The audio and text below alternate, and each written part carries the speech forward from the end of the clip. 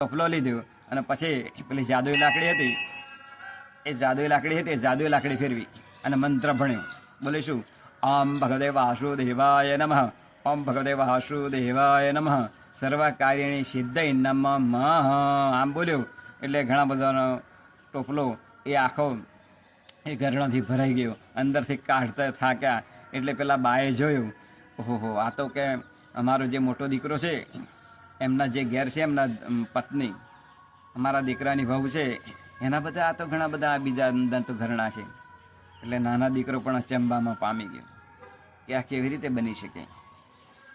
આમ એમણે સંકલ્પ કર્યો એટલે બધું આવી ગયું. હવે બીજું શું જોઈએ માં? એમ દીકરાએ પૂછ્યું.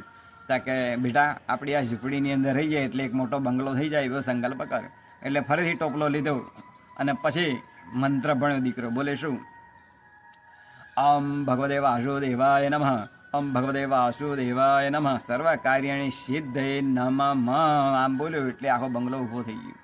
હવે છેલ્લે દીકરાએ સંકલ્પ કર્યો કે હવે આ બંગલો બન્યો એના ઉપર એક ધજા સારામાં સારી હોય તો આપણું બંગલો એક મંદિર જેવું રાચ રચેલું બની જાય. બોલે એમ તો કે હા. એટલે છેલ્લે આ દીકરાએ ધજા માટેનો સંકલ્પ કર્યો અને પછી ફરીથી ટોપલો લીધો અને પછી મંત્ર ભણવા મળ્યો દીકરો. બોલે શું? અમ ભગવતે વાસુદેવાય નમઃ, અમ ભગવતે વાસુદેવાય નમઃ, સર્વ કાર્યાણી સિદ્ધય નમઃ. એટલે પેલી જે લાકડી હતી ને તે ક્યાં ગઈ? પેલા મોટા દીકરા પાસે.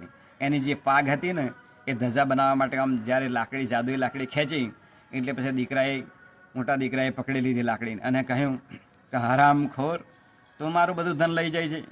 એટલે પેલી લાકડીની વાચા ફૂટી. બોલે હું હરામખોર નથી, તું હરામખોર છે.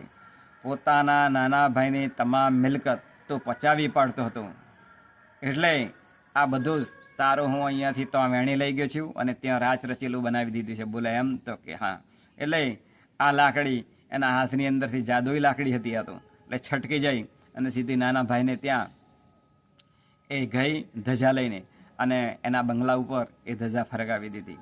આ મૂળ દ્રષ્ટાંત દ્વારા સિદ્ધાંત છે કે જ્યારે જો ભગવાન જો પલની અંદર એ ફેરફાર કરી નાખે ને તો તમામ પાપનું ધન એ ખેંચી લે છે આપણી નજર સમક્ષ.